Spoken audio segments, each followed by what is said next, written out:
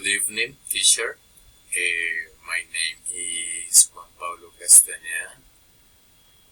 I'm going to talk about my company's organizational development team. So I am 39 years old.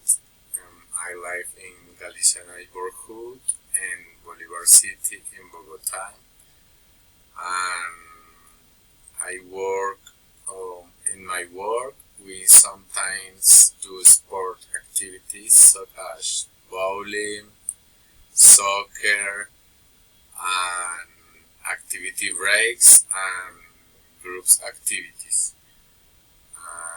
Also, every year they give us points to buy food, drinks, sometimes family trips.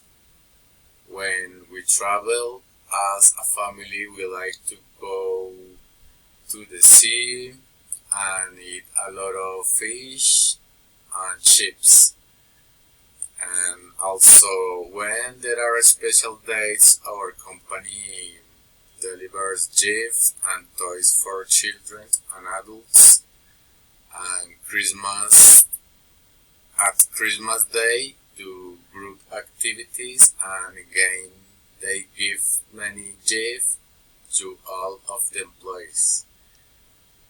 All this is thanks to the efforts of my company's organizational development team.